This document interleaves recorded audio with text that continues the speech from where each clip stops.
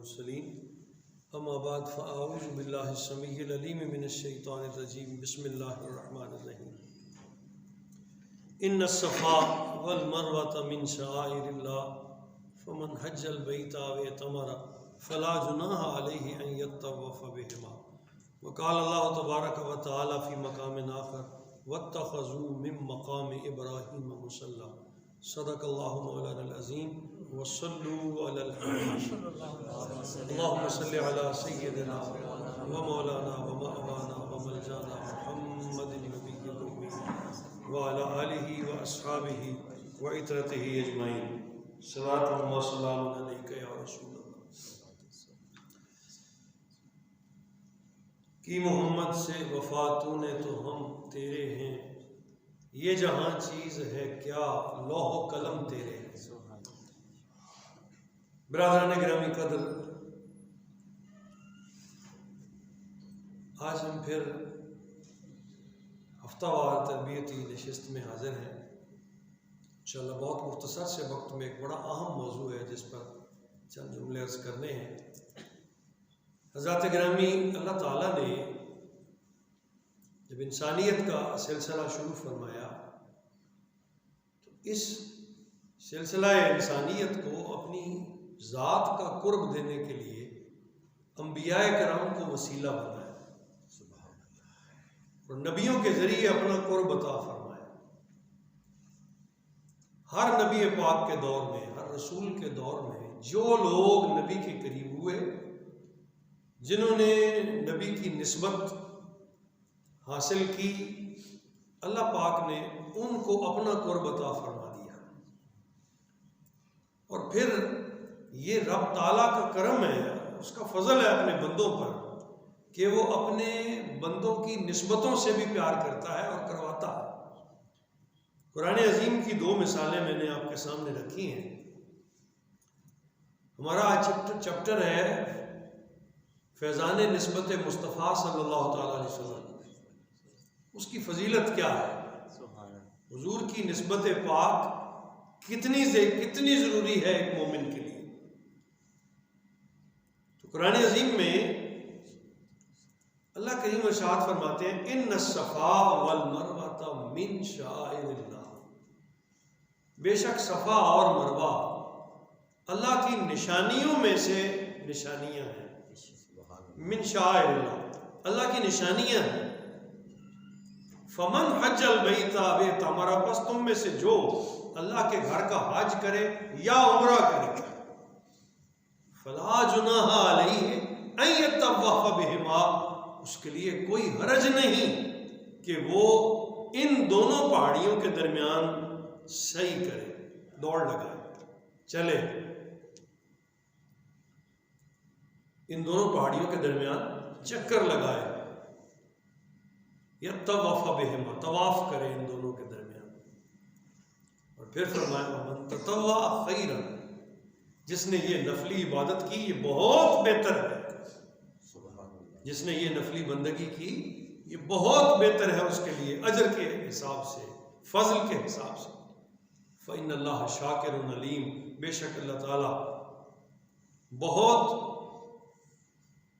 शुक्र करने वालों को कबूल करने वाला और सब कुछ जानने वाला है।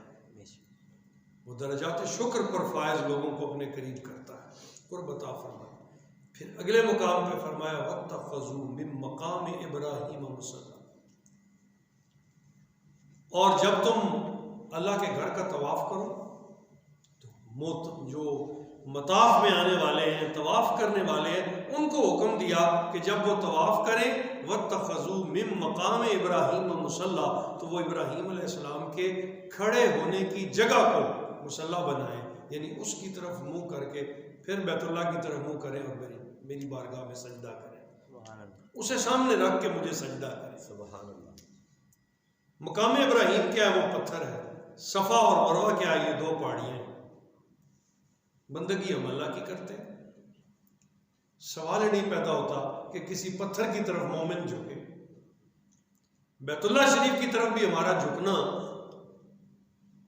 वो मस्जूद इलाह बन रहा है, कि उसकी तरफ मुंह करके हम अल्लाह को सजदा करते हैं, सजदा बैतुल्लाह को नहीं है, वो भी एक निशानी है।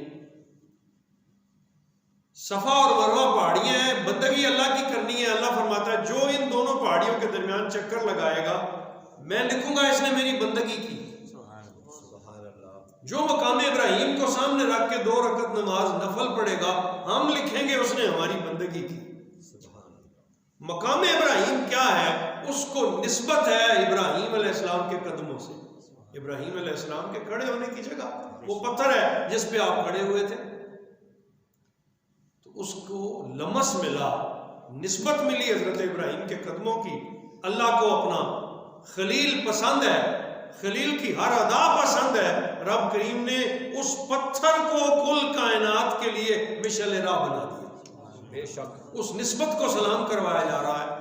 आज क्या क़यामत तक आने वाले ज़ायरीन उम्रा और हज जब वहां पहुंचेंगे तो वो मकाम इब्राहिम को सामने रख के अल्लाह को सजदा करेंगे। ये उस मकाम इब्राहिम को सलाम है, उस निस्बत को सलाम है। इसी तरह सैयदा हाजरा सलामुल्लाह अलैहा अपनी खामिद और अपने रब की मोहब्बत में और इताअत में उन 2 मीलैन के दरमियान, उन 2 पहाड़ियों के दरमियान बच्चे के लिए पानी तलाश करते हुए 7 चक्कर लगाती हैं। अल्लाह ताला को वो अदा इतनी पसंद आती है, क़यामत तक आने वाले ज़ायरीन उम्रा और हज जब आएंगे उस वक़्त तक हज उम्रा कबूल नहीं होगा जब तक मेरी बंदी के निशाने कदम पर अपने कदम नहीं रखते। बेशक तो सफ़ा और मरवा सलाम है हज़रत सैयदना हाजरा को। इसी तरह आप अरफात में पहुंचते हैं, आप मिना में आप करोड़ क्या पूरे कायनात में करोड़ा जानवर ज़िबा होते हैं 10वीं ज़िलहज को, तो सलाम है हज़रत ज़िबे इस्माइल की कुर्बानी को, ज़िबे इस्माइल को सलाम करवाया जा रहा है, निस्बत को सलाम हुआ है। हर दौर में अल्लाह ताला ने अपने नबी के साथ मंसूब चीज़ों से प्यार करने का हुक्म दिया और फिर फरमाया वमन युअज़्ज़िम शआइरल्लाह फ़इन्नहा मिन तक़वल क़ुलूब। जिसने भी मेरी निशानियों की ताज़ीम की ना तो ये मैं समझूंगा कि उसके दिल में डर है अल्लाह का, उसके दिल में खौफ है अल्लाह का। ये तकवे की निशानी है जो मेरी निशानियों की तकरीम करे, जो मेरी निशानियों की ताज़ीम करे। सुभान अल्लाह।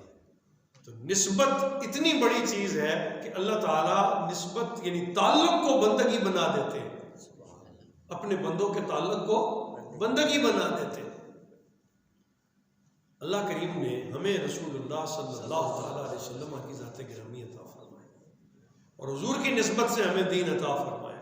अब आप देखें जब हम बारगाह मुस्तफ़ा सल्लल्लाहु अलैहि वसल्लम हुजूर की सीरत पाक जायज़ा लेते हैं तो हमें हुजूर के सबसे ज़्यादा करीब कौन नज़र आता है? हुजूर के सहाबा।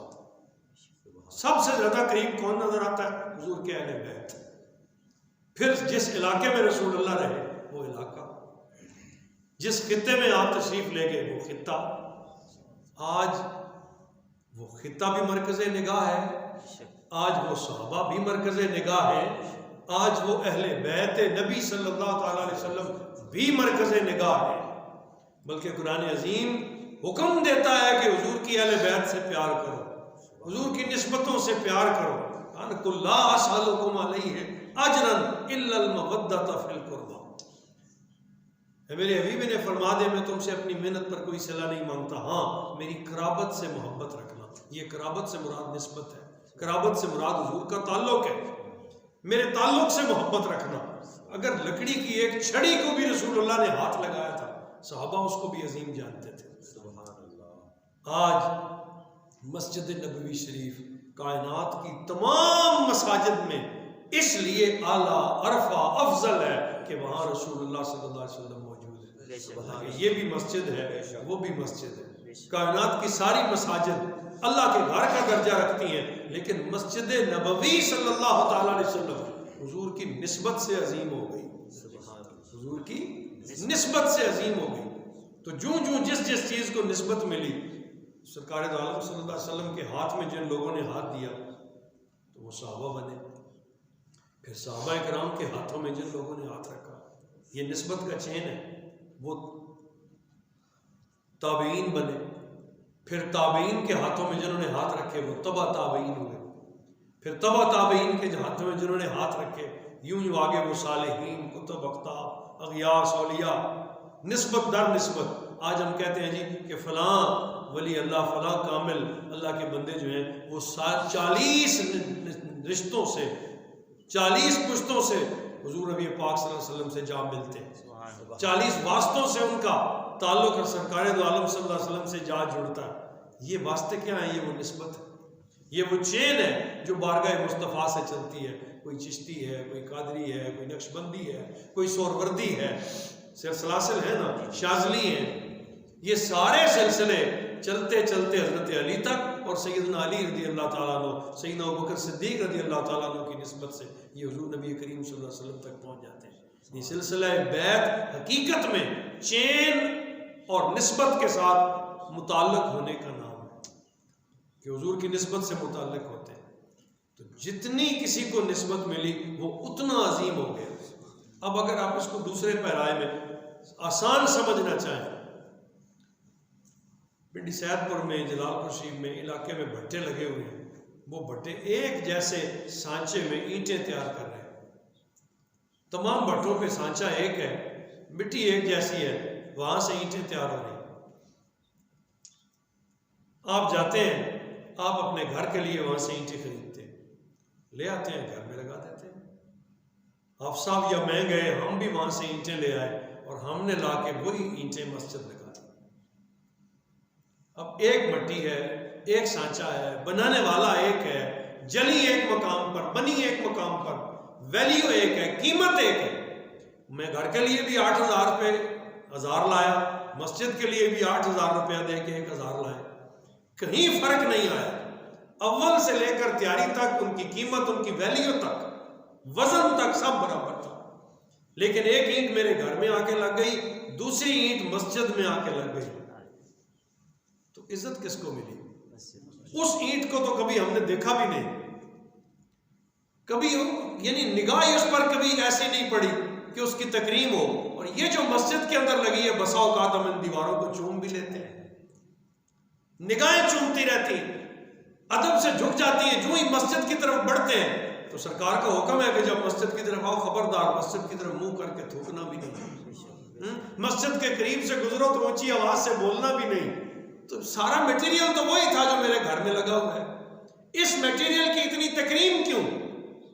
तो बताने वाले ने बताया, जानने वालों ने बताया, थी तो एक जैसी ईंटें, एक ही भट्टे में बनी थी, वजन एक जैसा था, कीमत एक जैसी थी, लेकिन फर्क सिर्फ इतना आया कि जो मेरे घर में लगी उसकी निस्बत मेरे साथ हुई, उसकी कोई कदर नहीं, और जो यहां लगी इसकी निस्बत अल्लाह से हो गई, तो ये कदर वाली हो गई, ये शान वाली हो गई, ये मर्तबे वाली, रुतबे वाली, क्योंकि इसकी निस्बत अजीम हो गई।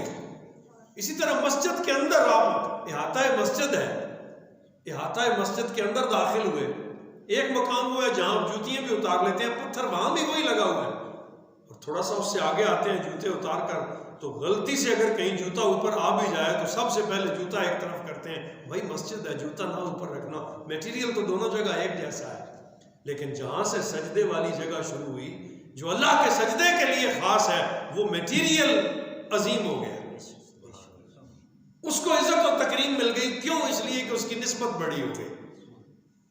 मैंने समझाने के लिए ये मिसाल आपको अर्ज की, इसी तरह और बहुत सारी मिसालें दी जा सकती। कपड़ा है, एक मैंने एक थान से कपड़ा पड़वाया, घर ले आया, मैंने अपना जोड़ा भी तैयार किया और उसी कपड़े से एक कुरान अजीम का गिलाफ भी बना दिया। क्या उन दोनों की तकरीम एक है? एक लिबास मैं जहां चाहता हूं मैं अपने लिबास को रख देता हूं, लेकिन गिलाफ को मैं नीचे गिरने भी नहीं देता कि ये वो कपड़ा है जो कुरान अजीम के ऊपर चढ़ गया। तो ये जो कुरान अजीम के ऊपर चढ़ा, इसकी शान बड़ी हो गई कि इसको निस्बत कुरान मिल गई, इसको कुरान की निस्बत मिल गई। ये कपड़ा एक ही था, लेकिन निस्बत के मिल जाने से, ताल्लुक के मिल जाने से उसकी कदर और शान में इजाफा हो गया। तो बिरादरान तरीक़त और मोहब्बत, बहुत सारी मिसालें देके समझाया जा सकता है बहुत थोड़े वक्त में। मैंने इशारा करके हुजूर नबी करीम सल्लल्लाहु अलैहि वसल्लम की निस्बत हमारे लिए कायनात में इससे बड़ा ताल्लुक कोई नहीं, और जब तक ये ताल्लुक पुख्ता नहीं हो जाता उस वक्त तक ईमान की मिठास मिलती ही नहीं। ईमान पुख्ता ही तब होता है जब निस्बत रसूली पुख्ता हो जाए। और निस्बत रसूली कैसे मिलती है कि बंदा हुजूर का जिक्र करने लगे, बंदा हुजूर को अपने दिल में रखने लगे, अपनी जुबान पर, अपनी नजरों में, अपनी जात में हुजूर नबी करीम सल्लल्लाहु अलैहि वसल्लम की ख्यालात ले आए, फिक्र ले आए, सोच ले आए। जिन्होंने मुकाम हासिल किए, जो बड़े मरातब पर फायज हुए और या अल्लाह कामिलीन के, वो हमा वक्त हुजूर के जिक्र में मशगूल रहते थे, हमा वक्त अपने आका मौला सल्लल्लाहु अलैहि वसल्लम की बातें करते रहते थे। उनकी जुबान में चाशनी आ जाती, उनकी फिक्र में, उनकी सोच में लज्जतें आ जाती, सिर्फ इस वजह से कि वो जब बात करते वो रसूलुल्लाह की बात करते। सुभान अल्लाह। हुजूर के सहाबा, हुजूर के एक सहाबी का मकाम ये है कि कायनात के सारे वली गौस कुतुब मिल जाए ना, और सारी जिंदगी बंदगी करने वाले भी मिल जाएं, तो एक सहाबी के जूतियों से उठने वाले खाक की बराबरी भी नहीं कर सकते। अहले बैत नबी का ये मकाम है। हुजूर की अहले बैत, सरकार ने इरशाद फरमाया, मैंने तुम्हारे अंदर दो ही चीजें छोड़ी हैं, एक मैं, मेरी अहले बैत, और दूसरा कुरान। इतना बड़ा दर्जा है सिर्फ निस्बत रसूल की वजह। एक निगाह ईमान से जिस शख्स ने रसूलुल्लाह को देखा और अपना हाथ सरकार के हाथ में रख के कलमा पढ़ा, मुसलमान हो गया। अगर उसने और कोई बंदगी भी नहीं की, ऐसे सहाबा हैं जिनका मैदान जंग में कलमा पढ़ने के बाद फौरन शहादत मिल गई। सरकार ने फरमाया किसी ने जन्नत ही देखना हो तो ऐसे देखे, सिर्फ निस्बत रसूली की वजह से। जिस तरह भी आपको हुजूर की निस्बत नसीब हो जाए, सरकार का ताल्लुक नसीब हो जाए।